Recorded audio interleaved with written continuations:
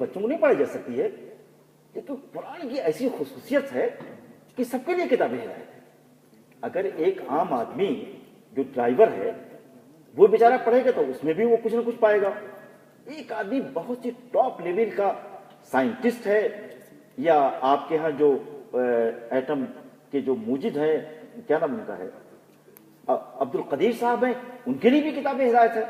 تو جب مورس بکائے اتنا بڑا قسم کا سائنٹسٹ تھا، جب اس نے تعصب کے عینک کو اتارا اور قرآن کو سچائی کے لیے کہ وہ قرآن ہے کیا جب اس نے پڑھا، تو اس ڈاکٹر کے لیے، اس فزیشین کے لیے بھی وہ کتاب ہدایت بن گئی۔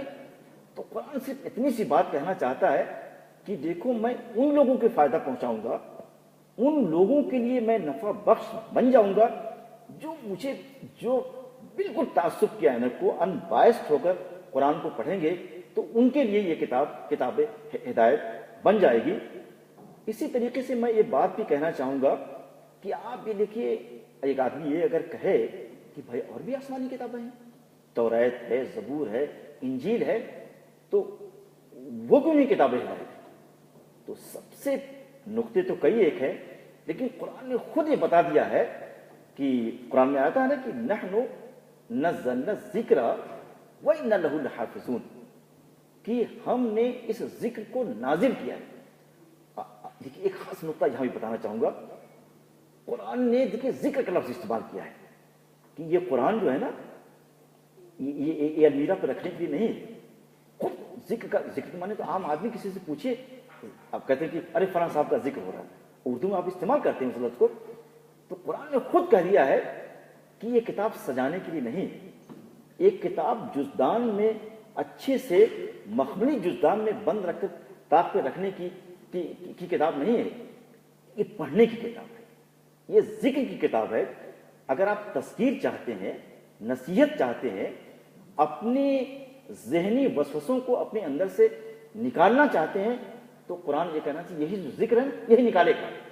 نحن نزلنا ذکر، اور پھر اس کی تائید میں یہ بات کہی گئی کہ دیکھو اس ذکر کی جو ہم بات کر رہے ہیں، جس ہدایت نامہ کو ہم نے دیا ہے، یہ کوئی ایسا تیسا ہدایت نامہ نہیں ہے، اس کی حفاظت کی اور اس کو محفوظ کرنے کی ہم نے خود ذمہ داری اوڑھ لی ہے۔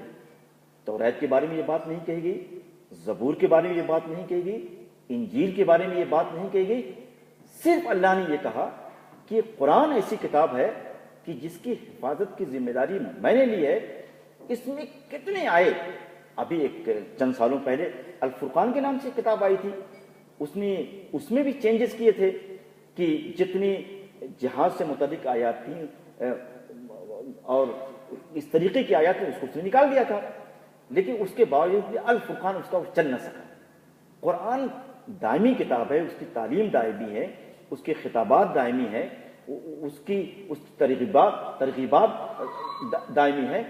تو اللہ تعالیٰ یہ کہتا ہے کہ ساری کتابوں جو پچھلی ہیں، ان کی جو تعلیمات تھی، ان کی جو مطالبات تھے، ان سارے مطالبات کو ایک نئی ترتیب کے ساتھ، ایک نئے انداز سے، ایک نئے اسلوب میں ہم نے اس میں سمپ کر دیا ہے، پوری طریقے سے سمو دیا ہے۔ اب قیامت تک کسی دوسری کتاب کی بالکل ضرورت نہیں ہے۔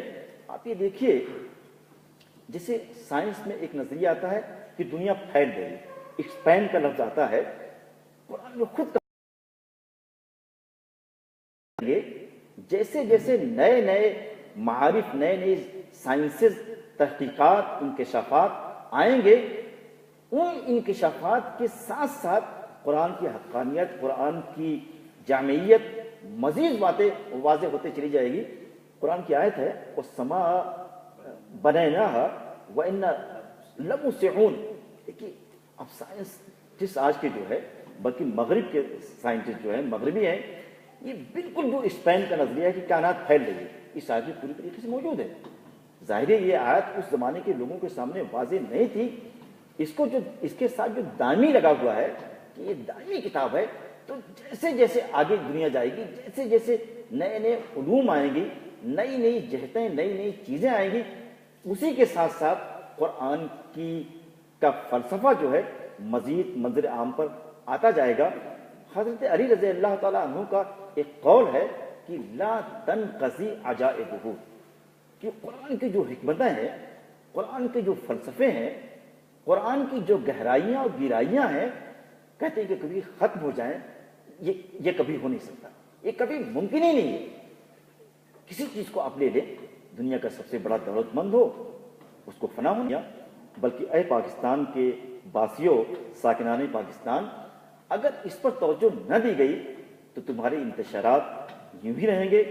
تمہارے ملک میں جو ایک بکھراؤ ہے، سیاسی بکھراؤ ہے، تعلیمی بکھراؤ ہے، نظریاتی بکھراؤ ہے، اگر اس سیاسی، معاشی، تعلیمی اور فکری انحرافات کو کوئی چیز جوڑ سکتی ہے تو صرف یہ کلام الہی ہے، اللہ کی کتاب ہے۔ اور قرآن میں آیا ہوا ہے نا کہ وَاعْتَصِمُوا بِحَبْلِ اللَّهِ، دیکھیے یہ تو پیغام دے رہا ہے، وَاعْتَصِمُوا بِحَبْلِ اللَّهِ جَمِيعًا۔ اس طریقے سے بھائی کوئی بہت بڑا آدمی ہو، وزیر ہو، پریزیڈنٹ آف پاکستان یا پریزیڈنٹ آف انڈیا ہے، اس کا پروٹوکول ہوتا ہے خاص طور سے، آپ اس سے مل نہیں سکتے ہیں، دنیا بھر کے جھنجٹ ہوں گے، یہ ہوں گے، وہ ہوں گے، اور پھر آپ سے ایک موقع ملے گا اور چند گفتگو کرے گا، اس کے بعد آپ کو واپس جانا پڑے گا۔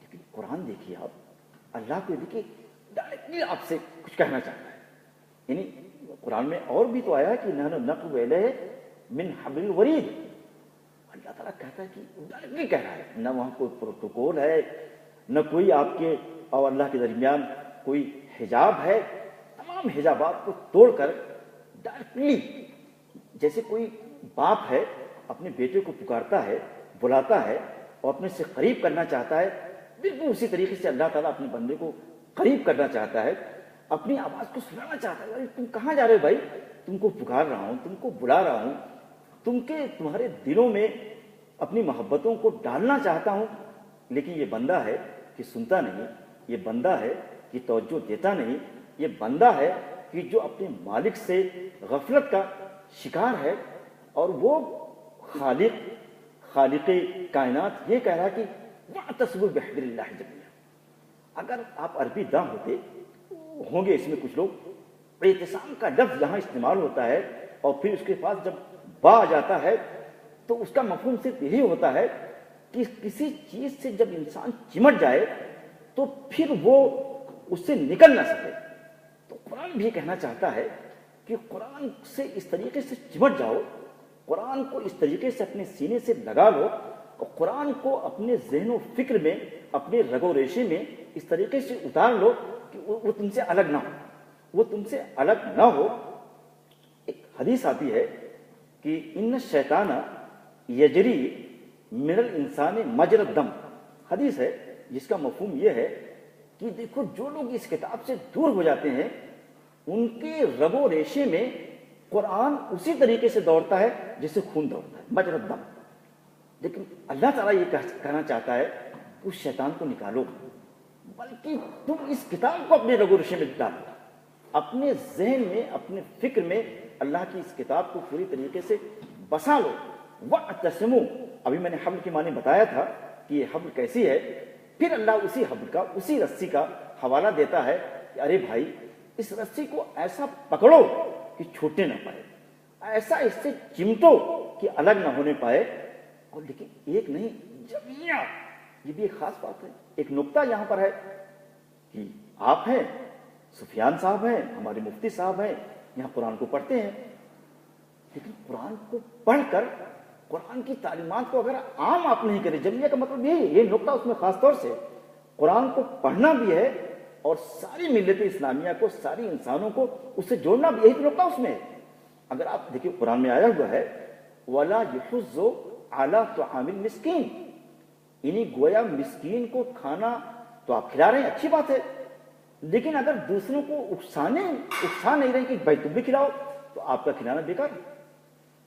یہ قرآن کی یہی بات ہے، قرآن کبھی کوئی انفرادی بات نہیں کہتا، قرآن ہمیشہ اجتماعی بات کہتا ہے، اجتماعی فلسفہ وہ پیش کرتا ہے کہ آپ کو غریبوں کو، غربا کو، مفلسین کو، فقراء کو، یتیموں کو کھانا کھلانا بھی ہے اور دوسرے مالداروں کی ترغیب دینا ہے کہ تم بھی کھلاؤ۔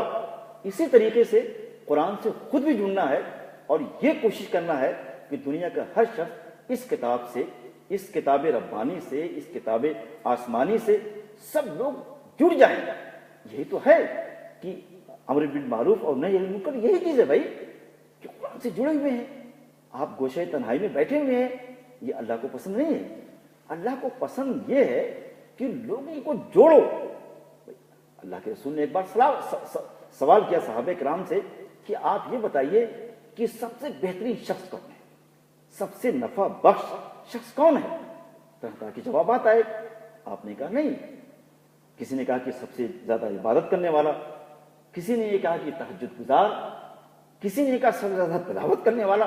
आपने कहा नहीं, मैं यनफउन नास, जो लोगों को फायदा पहुंचाता है, जो खुद नमाज पढ़ता हो और लोगों को नमाज पढ़ाता हो, जो खुद तिलावत करता हो और लोगों को उस तिलावत की तरगीब और तहरीज देता हो, जो लोगों की मदद करता हो और दूसरों की को मुआवनत करने का जज्बा उसके अंदर पैदा करता।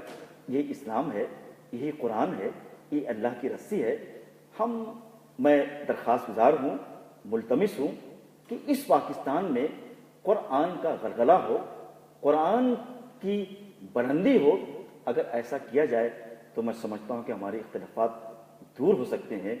मिल्लत इस्लामिया के जो इख्तिलाफात हैं, जो फिक्री इन्हिराफात हैं, वो इन्हिराफात बिल्कुल मादूम हो सकते हैं। लेकिन शर्त सिर्फ इतनी सी है, इस किताब को अपना सिंबल बनाया जाए, अपना हदफ बनाया जाए। सर सैयद ने ये बात कही थी, उनसे बड़े बड़े एतराज होते थे। सर सैयद ने ये कहा था कि मैं ये चाहता हूं कि मेरे एक हाथ पर, दाहिने हाथ पर किताब हो, बाएं पर फलसफा और साइंस हो और सर पर कलमे ला इलाहा इल्लल्लाह का ताज हो।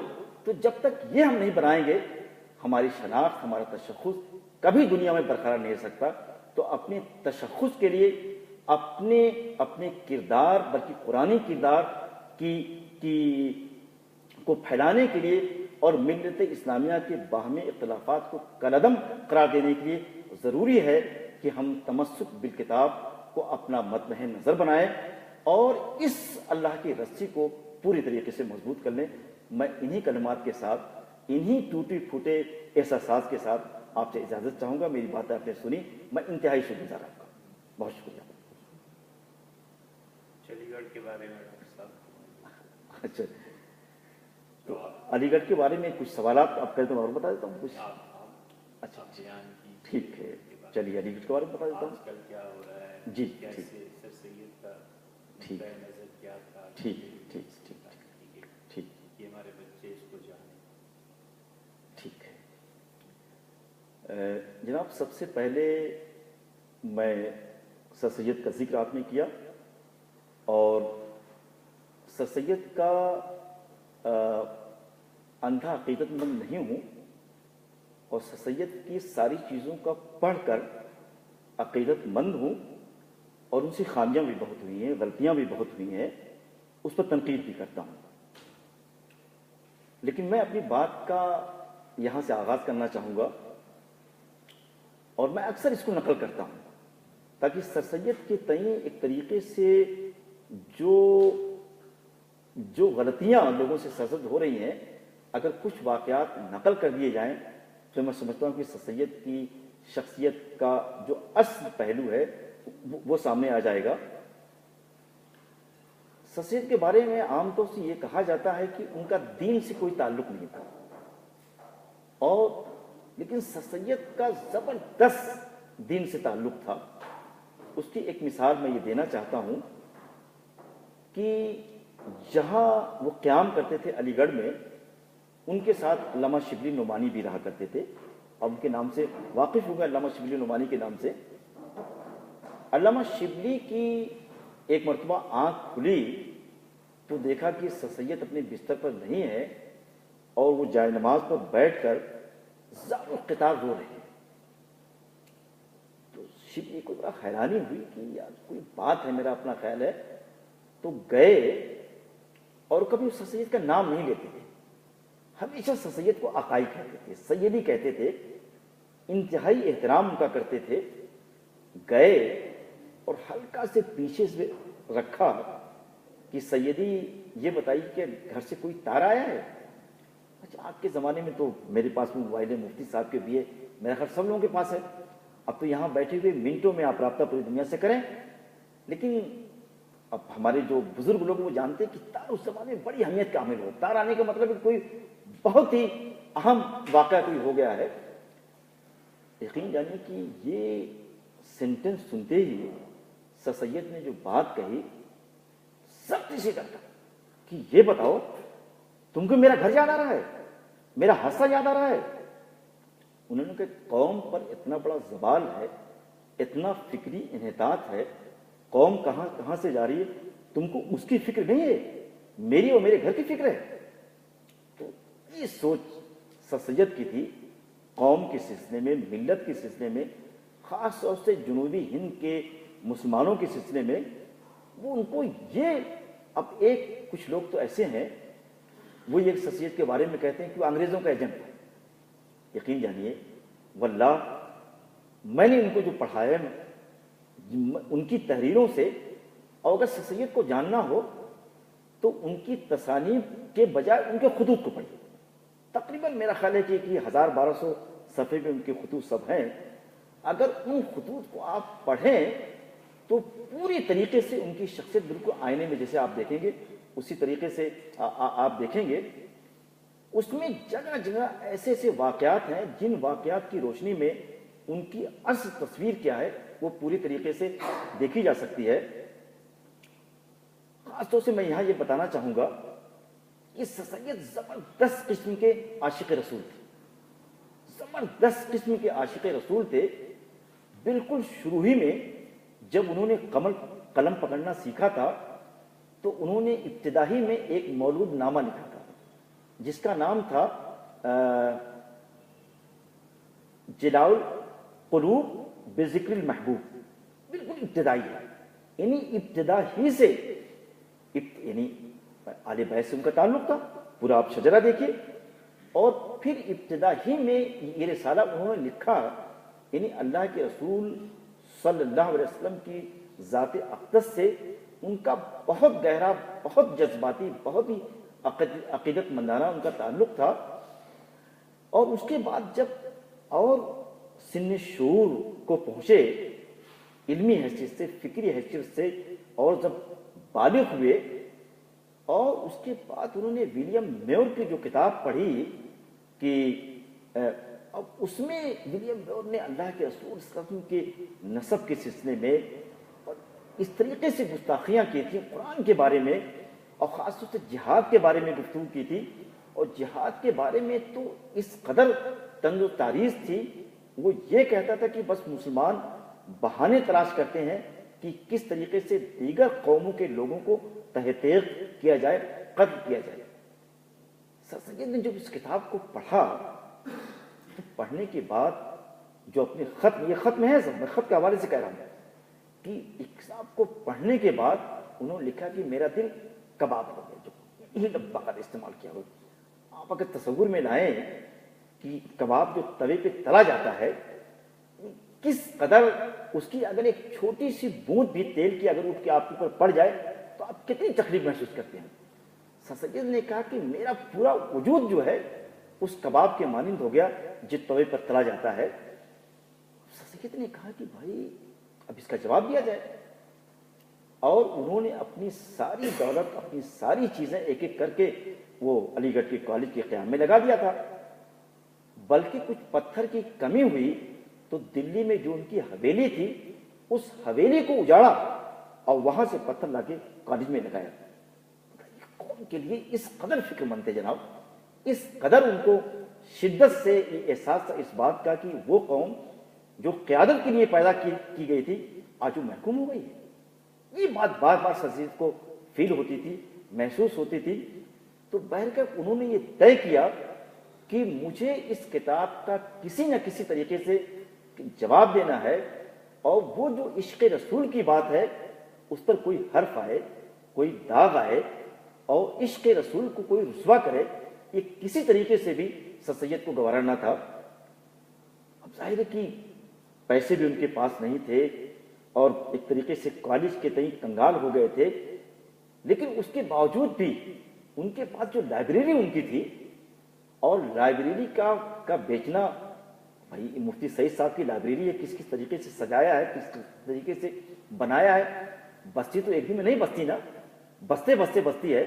یہ جو گھونسلہ آپ دیکھتے ہیں چڑیا کا، بیچاری ایک ایک تنکے لاتی ہے، ایک ایک کھڑ لاتی ہے، تو ایک ایک لا کے پتہ نہیں کس طریقے سے وہ حسین طریقے سے، جس کو آپ گھونسلہ کہتے ہیں، انگریزی میں نیسٹ کہتے ہیں، پھر اسے بناتے ہیں آپ، جس کو نشیمن آپ کہتے ہیں علامہ اقبال کی زبان میں بناتے ہیں.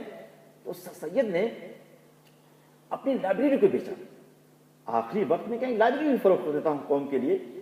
اور اس کے بعد جو لفظ استعمال کیا اپنے خط میں، انہوں نے یہ لکھا ہے کہ لائبریری بیچ کر اگر میں کوئی کام کر جاؤں، عشق رسول کی حفاظت کر جاؤں، تو وہ آخرت میں اگر مجھے یہ کہہ کر اٹھایا جائے گا کہ یہ وہ شخص ہے جو اپنے نانا کے لیے فقیر ہو گیا تھا، تو اس سے بڑی میری سعادت اور کیا ہو سکتی ہے. سید کے الفاظ ہیں، یہ سب ان کے مکاتب میں موجود ہیں. اور جب اس سے بھی بات نہ بنی، تو چونکہ سید بھائی بڑے آدمی تھے، دلی میں جس کی سب سے بڑی حویلی تھی سید کی تھی، اور دلی کے جو دو بڑے جو خاندان تھے، شاہ صاحب کا اور سید کا، ان دونوں کے مراسم زبردست تھے، آنا جانا تھا. سید نے سب چیزیں لکھی ہیں اپنے بارے میں. تو جناب جو ان کے برتن تھے چاندی کے، اور چاندی کے لکھا، سونے کے تو نہیں لکھا ہے، ان برتنوں کو بھی بیچ دیا. اس کو سیمی ظروف کا لفظ استعمال کیا ہے کہ چاندی کے جو ان کے برتن تھے جس میں وہ کھاتے تھے، وہ بھی عشق رسول کی محافظت میں اور عشق رسول پر کوئی حرف نہ آئے، اس کے لیے انہوں نے اپنی لائبریری بیچا، اپنا گھر بیچا، اپنے برتن بیچے، اور پھر یہ سب چیزیں فروخت کر کے وہ لندن گئے جواب لکھنے کے لیے. اب وہاں جو گئے جناب، یہ بھی بڑی دلچسپ کہانی ہے. جب وہاں گئے اور اپنے کام کا آغاز انہوں نے کیا، اب ان کے پاس پھر پیسے ختم ہو گئے. اب یہ کیا کریں؟ تو مسلم ملک کو جو خط لکھا ہے، یقین جانی اسے پڑھیے تو کون سا ایسا دل ہے، کون سی ایسی آنکھ ہے جو کہ آنسو نہیں برسائے گی. سید نے یہ لکھا کہ گو کی سود حرام ہے، لیکن اس کے باوجود بھی میں بڑے اعتماد کے ساتھ اور بڑے اعتبار سے تم سے یہ کہتا ہوں کہ تم ان بنیوں کے پاس جاؤ، ان ساہوکاروں کے پاس جاؤ، اور تم سود پر پیسہ دو، کیونکہ مجھے ولیم میور کا جواب دینا ہے. اس کے سارے گستاخانہ خیالات کی پوری طریقے سے تردید کرنی ہے. اور اس کے بعد یہ بھی لکھا ہے کہ اگر مجھ سے یہ سوال کیا گیا آخرت میں کہ تم نے یہ کیا، تو میں اس کا جواب دے دوں گا. لیکن عشق رسول کی جو عظمت ہے، اس کا جو غلغلہ ہے، اس کا جو تقدس ہے، اس تقدس کو کوئی چیلنج کرے. سید نے کہا کہ یہ مجھے کسی طریقے سے گوارا نہیں ہے، اور کسی طریقے سے میں اسے انگیز نہیں کر سکتا ہوں. جناب اس کا جو جواب لکھا، تو وہاں پر سب سے پہلے ظاہر ہے کہ انہوں نے اردو میں جواب اس کا لکھا تھا، اور پہلے اس کا ٹرانسلیشن بھی کروایا تھا. اور ٹرانسلیشن کے لیے جس آدمی کا انتخاب کیا تھا، وہ انتہائی گرا ترین تھا. وہ ظاہر کو چاہتے کہ جو انگلش میں ترجمہ ہو، ذرا انگلش اس کی بہت ہی معتبر ہو، اچھی زبان ہو، اچھا اسٹائل ہو، تب اسے لوگ پڑھیں گے. جب وہ کتاب انگلینڈ میں آئی ہے کہ انگلینڈ میں ایک زلزلہ آ گیا. سید نے لکھا کہ ایک زلزلہ آ گیا، اور کچھ لوگوں نے یہ کہا، حکومت برطانیہ سے درخواست کی اس کو نکالا جائے یہاں سے، یہ تو ہمارے ملک میں بیٹھ کر ہمارے خلاف لکھ رہا ہے، ہماری پوری فکر کو، ہماری پوری عیسائیت کو قلمدم قرار دے رہا ہے. تو اس سید کو آپ یہ کہیں کہ انگریزوں کے ایجنٹ ہے، میری سمجھ میں بات نہیں آتی ہے. اور یہ بات بھی ہے کہ سر سید کی جو کتاب تدوین الکلام ہے، اس میں تو صرف انگریزی کے جو فلاسفر تھے، مستشرقین جو تھے، ان سارے مستشرقین کا، ان سارے انگریزوں کا جو مصنفین تھے بہت ہی ٹاپ لیول کے، ان سارے لوگوں کا جواب دیا ہے، ان کے خیالات کی تردید کی ہے.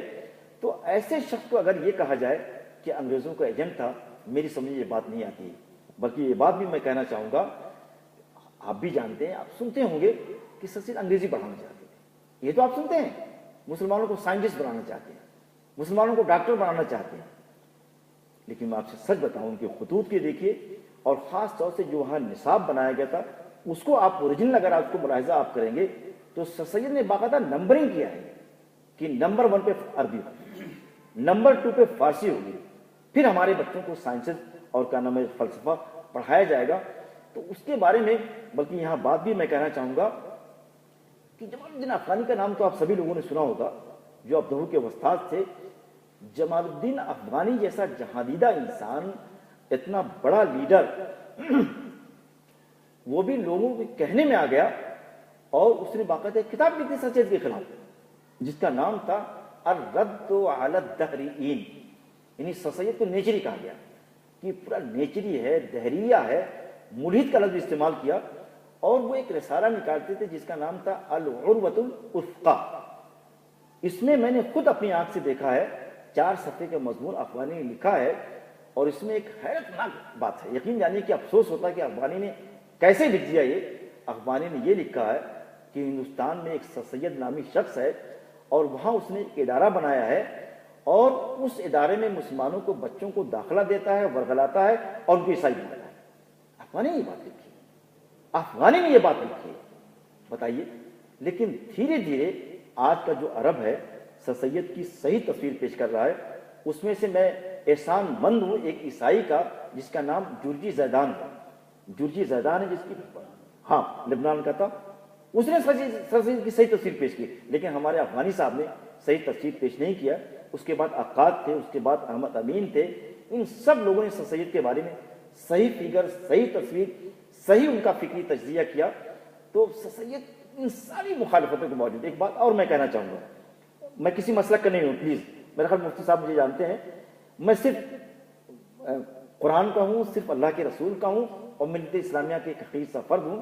میں نے اپنے آپ کو کسی مسلک سے، کسی تنظیم سے جوڑا نہیں، بلکہ ہندوستان میں جماعت اسلامی میرے پیچھے پڑی رہی کہ تم کسی طریقے سے ممبر بن جاؤں، لیکن میں نے کہا اگر ممبر بن گیا تو میری زبان بند ہو جائے گی۔ تو اس لیے ملت اسلامیہ کے حق میں صحیح بات کیا ہے، میں اس کا ترجمان ہوں، کسی تنظیم کا، کسی جماعت کا، کسی تحریک کا ترجمان نہیں ہوں۔ جب کسی کا آپ نمائندہ بنیں گے، رکن بنیں گے، اس کے ترجمان بن جائیں گے۔ تو میں بھی اپنے لیے اللہ سے دعا کرتا ہوں، آپ بھی اللہ سے دعا کریں کہ ہم ملت اسلامیہ کے اسلام کے ترجمان بنیں، کسی شخص کی، کسی تنظیم یا کسی تحریک کے ترجمان نہ بنیں۔ بلکہ بات سر سید کی ہو رہی تھی، تو آپ نے یہ کہا کہ علی گڑھ کے بارے میں کچھ بتایا جائے، تو اس وقت یہ میرے شاگرد ہیں جن کا نام ہے ڈاکٹر ابو ذر متین صاحب۔ ان کو میں نے اس تحریک پہ لگایا ہے کہ تم جتنی تحریر ہے عربی میں سر سید پہ جتنی چیزیں لکھی گئی ہیں ہندوستان کے اندر، عالم عرب کے اندر اور گلف کنٹریز کے اندر، ان ساری چیزوں کو جمع کرو اور اس کو تمہیں ایک مجموعے کی شکل میں پیش کرو۔ تو گورنمنٹ آف انڈیا نے اس کی منظوری دے دی ہے، پیسہ دے دیا ہے، کام بھی ہو گیا ہے۔ انشاءاللہ وہ کتاب بہت جلد آ جائے گی۔ اس کے بعد سر سید کا فکر کیا ہے وہ عربوں کے سامنے پوری طریقے سے واضح ہو جائے گا۔ ایک بات اور کہنا چاہتا ہوں کہ ہمارے ایک کلیگ ہیں، رفیق کار ہیں، جو ہمارے ساتھ کام کرتے ہیں، بلکہ میں ان کے ساتھ کام کرتا ہوں۔ ان کی 3 کتابیں ابھی آئی ہیں۔ ایک تو ہے سیر سید احمد خان حیاتہ و آثارہ، یہ صرف اس لیے کتاب لکھی گئی ہے تاکہ اب بھی لوگوں کے ذہنوں میں کلیئر نہیں ہے، پاکستان میں بھی سر سید کی تصویر کلیئر نہیں ہے۔ ابھی میں اس دن لیکچر دے رہا تھا علامہ اقبال اوپن یونیورسٹی میں، تو ایک صاحب نے طرح طرح کے سوالات کیے کہ بھائی سر سید تو کافر ہیں، یہ ہیں، وہ ہیں، یہ ہیں، وہ۔ تو میں نے کہا اچھا اٹھیے ذرا، وہ اٹھے۔ میں نے کہا ہمارے آپ کے درمیان اللہ موجود ہے؟ بھائی اللہ تعالیٰ اللہ معنا تو ہر وقت موجود رہتا ہے، لیکن پھر بھی کہنا پڑتا ہے ذرا کہ تھوڑا سا الرٹ ہو جائے۔ تو میں نے ان سے کہا، میں نے کہا آپ کے سارے اعتراضات، سارے سوالات کا جواب دوں گا، لیکن نہایت ایمانداری سے اللہ کو حاضر و ناظر جان کے آپ بتائیے کہ سر سید کی کون سی کتاب آپ نے پڑھی ہے۔ اب وہ گھبرائے تھوڑا سے، میں نے کہا ایمانداری سے بتائیے آپ۔ تو انہوں نے کہا کہ میں نے کچھ نہیں پڑھا ہے۔ میں نے کہا آپ بیٹھیں، آپ بغیر پڑھے ہوئے یا مرحوم اسرار احمد صاحب کے کہنے پر ان کو ملحد قرار دے رہے ہیں، تو یہ اچھی بات تو نہیں ہے۔ بھائی کسی کے بارے میں قرآن یہ کہتا ہے، قرآن میں آئے ہوا کہ جب کوئی خبر آئے تو تحقیق کر لو، قرآن میں آئے ہوئے ہیں، تو پہلے سر سید کی تحریر کو پڑھ لو بھائی، اس کے بعد سر سید کے بارے میں کوئی نہ دے۔ اب ان سے غلطی ہوئی ہے تو اس کو غلط کہیے، لیکن اگر انہوں نے کوئی اچھی بات لکھی ہے اور کوئی صحیح بات لکھی ہے، قرآن میں ان سے غلطیاں ہوئی ہیں، لیکن اگر اس میں 10%، 20%، 25% محاسن ہیں تو اسے اختیار کیجیے۔ بلکہ میں تو یہ کہنا چاہتا ہوں، اگر میری اس بات کو مبالغہ نہ سمجھیں، بخدا ان کو مانتا ضرور ہوں، لیکن دین کے تئیں میں ان کی عقیدت میں کچھ کہہ جاؤں، یہ کبھی نہیں ہو سکتا، یہ ممکن ہی نہیں ہے۔ بھائی دین سے بڑا، قرآن سے بڑا نہ تو سر سید ہے، نہ دنیا کا کوئی شخص ہے۔ شاہ صاحب کے بعد، یقین یعنی کہ شاہ صاحب اور شاہ صاحب کے بیٹوں کے بعد اگر کسی نے قرآنی فہم کو آگے بڑھایا ہے تو کم سے کم میں اپنی حد تک سر سید کو مانتا ہوں۔ لیکن چونکہ ہمارے علماء کرام نے یہ ہمارے ذہنوں میں بٹھا دیا کہ ان کا نام لینا ہی گناہ ہے، لیکن ہمارے مفتی سعید صاحب ان کا نام لیتے رہتے ہیں اور ان کے بارے میں اچھی عقیدت بھی رکھتے ہیں، کم سے کم میں ان کا شکر گزار ہوں۔ تو اب میں دیوبند کے بارے میں آپ کو بتا رہا تھا کہ دیوبند کا یہ کام اچھی بات تھی، 300 سگنیچر کروایا دیوبند کے لوگوں نے، اور سگنیچر کروا کے یہ کروایا کہ یہ دین اسلام سے خارج ہے۔ بھائی اس تفکیر کا کس نے آپ کو پاور دیا؟ بھائی آپ اختلاف ضرور کہیں، لیکن آپ سے اللہ یہ نہیں پوچھے گا کہ فلاں کو تم نے کافر بنایا تھا کہ نہیں بنایا تھا۔ سر سید کے ایک اور مخالف تھے اور وہ چلے گئے سرزمین حجاز، مکہ چلے گئے، وہاں سے فتویٰ لے آئے کہ سر سید دین سے خارج ہیں۔ جب سر سید کو بتایا گیا تو یہ تو بہت بڑا فتویٰ لے کر آئے ہیں، تو سر سید ہنسے، کہنے کہ کم سے کم میری اس تکفیر نے ان کو حاجی تو بنا دیا۔ یہ سر سید لکھا ہے، یہ خط میں ساری چیزیں ہیں۔ تو سر سید ایک عظیم شخص تھا، ایک بڑا انسان تھا، اور اسلام کے دفاع کے سلسلے میں جیسے جہاد کا مسئلہ ہے، جہاد کے بارے میں جماعت اسلامی کے لوگوں سے پوچھیے کہ مولانا مودودی سے بہتر تو کسی نے جہاد کے بارے میں لکھا ہی نہیں ہے، الجہاد فی اسلام کی پوچھے۔ اچھا جو سیکولر مفکرین ہیں، جو ذرا آزادی سے سوچتے ہیں، دوسرا نام اٹھا کے ڈاکٹر حمداللہ صاحب کے لے لیتے ہیں، تیسرا نام ایک پتلا سے رسالہ ہے مولانا ابوالکلام آزاد کا نام لے لیتے ہیں۔ لیکن ان سب لوگوں سے پہلے خطبات احمدیہ میں، طویل الکلام میں، مقالات سر سید میں جہاد کو جتنے سلیقے سے پیش سر سید نے کیا ہے، تقریباً 100 صفحے جہاد پر خطبات احمدیہ میں کسی نے نہیں لکھا، لیکن عداوت میں، دشمنی میں سر سید کا نام یہ ہمارے اہل علم، یہ ہمارے علماء کرام نہیں لیتے ہیں۔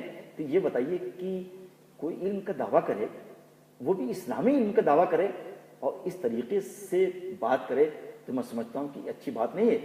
اسلام تو یہ کہتا ہے کہ کیا کر سکتا کہ خذ ما صفا و دع ما قدر، کہ کوئی بھی اچھی چیز ہو، ایک عیسائی کے پاس بھی اگر وہ نظر آئے، ایک اسرائیل کے پاس بھی نظر آئے، لیکن کوئی کام کی چیز ہے اسے دیجیے آپ۔ بھائی اگر کوئی اسرائیل کے پاس علم ہے تو اللہ نے اس کو علم دیا، آپ کا بس تھوڑی اس میں ہے۔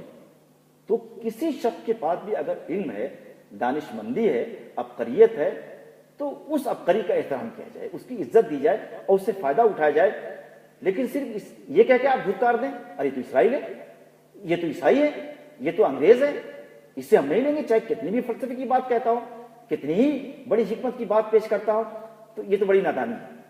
ملت دیکھیے اللہ کے رسول صلی اللہ علیہ وسلم نے یہ کہا تھا، جو جنگ بدر کے قیدی تھے ان سے بھی کہا تھا کہ اچھے بھائی ہم تم کو آزاد کر دیں، ہمارے بچوں کو کچھ پڑھاؤ، ہمارے بچوں کو کچھ سکھاؤ، یہ تمہاری آزادی ہے۔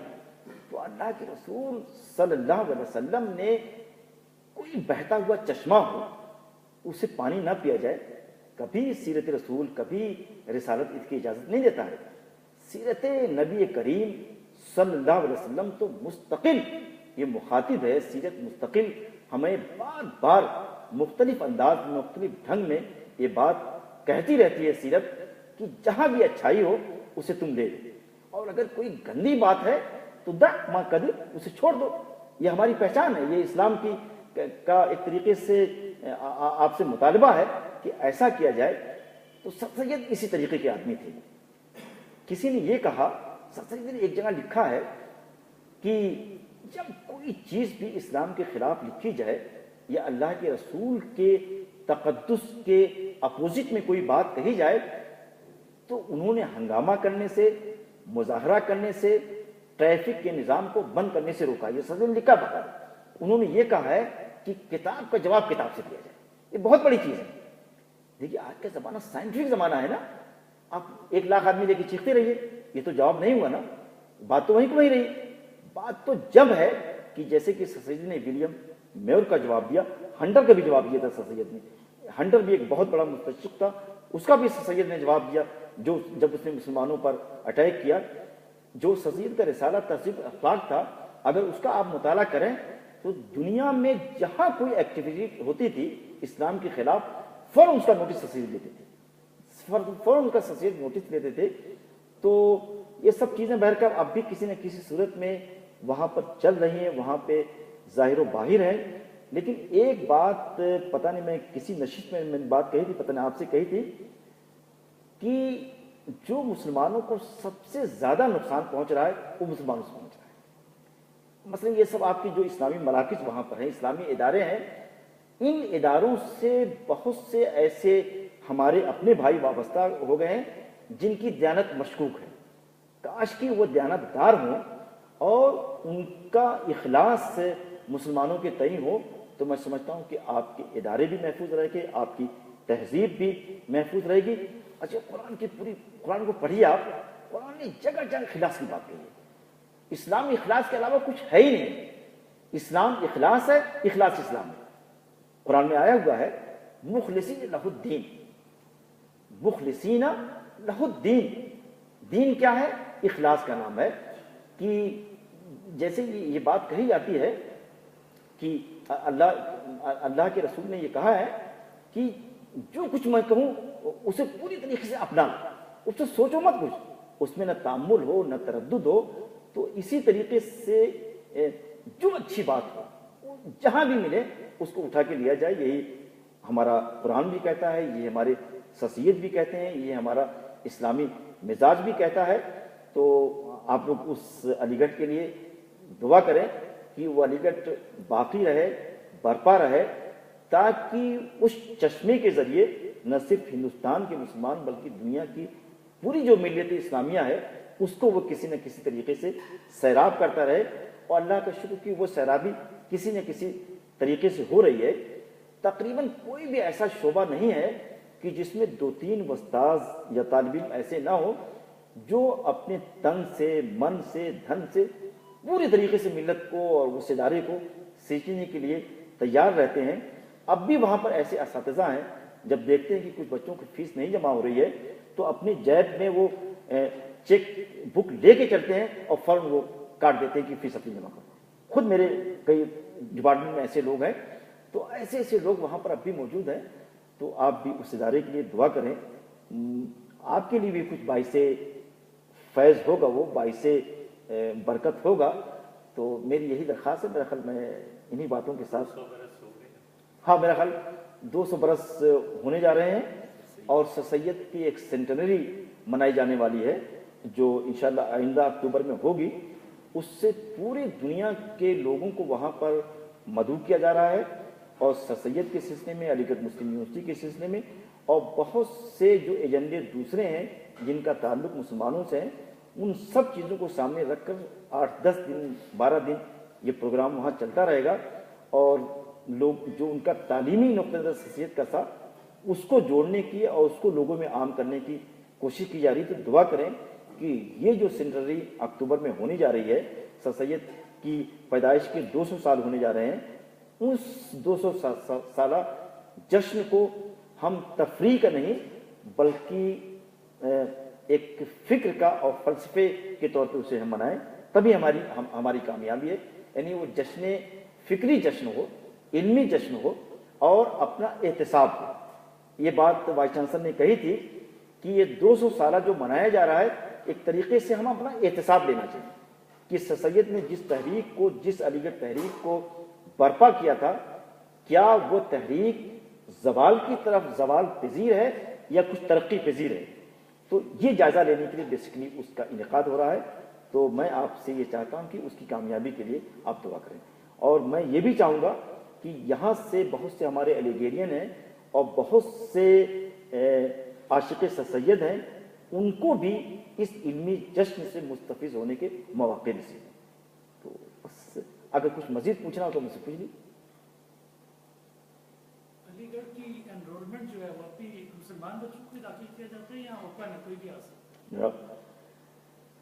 جناب اس کے بارے میں یہ بتاؤں کہ تقریباً چونکہ وہ ہندوستان کا ادارہ ہے تو ایک بات تو ہم گورنمنٹ آف انڈیا کا شکر گزار ہیں کہ جتنی بھی جامعات وہاں پر ہیں، ظاہر ہے کہ 200-300 سے زیادہ ہیں، لیکن ان سب جامعات میں سب سے زیادہ علی گڑھ مسلم یونیورسٹی کو روپیہ بجٹ گورنمنٹ آف انڈیا دیتی ہے، سب سے زیادہ دیتی ہے.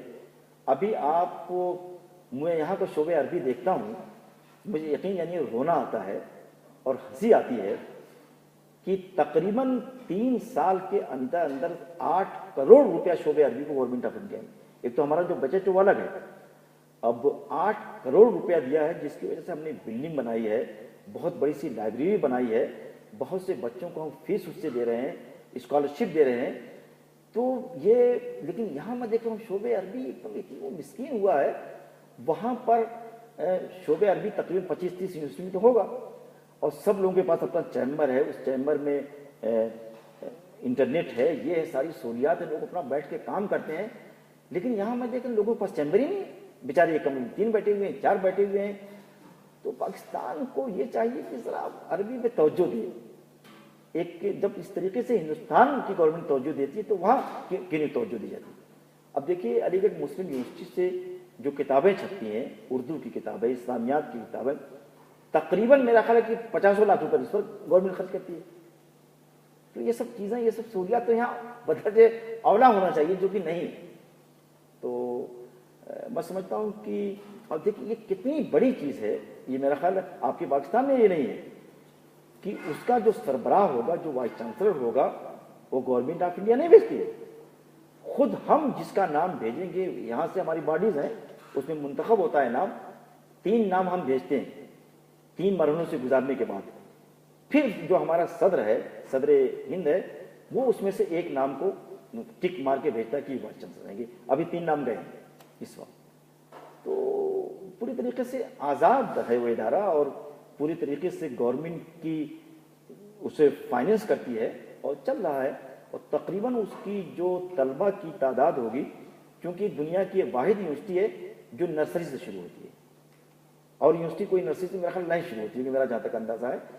تو اس میں سب ملا کے تقریباً 80,000 بچے ہوں گے میرا خیال ہے، اور جس میں سے 15% ہمارے برادر وطن کے ہیں. یہ ہے جی جناب بتائیے.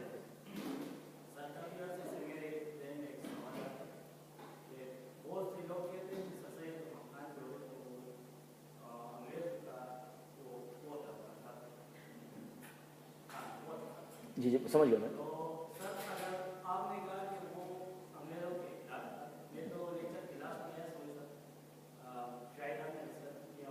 میں سمجھ گیا سوال، یہی پوچھ رہا ہے نا. اچھا بتائیے. بیٹھیے. پہلی بات تو یہ میں کہنا چاہتا ہوں، سب سے پہلے ابھی میں نے ایک واقعہ پڑھا ہے ایک کتاب میں، جو ابھی صبح میں پڑھ رہا تھا. صدر ضیاء الحق صاحب نے اپنے زمانے میں یہ شاید فیصلہ کیا کہ آپ کے یہاں تیل کہیں شاید امریکہ کہیں سے آتا ہے، تو وہ نہ لے کر ہم ترکی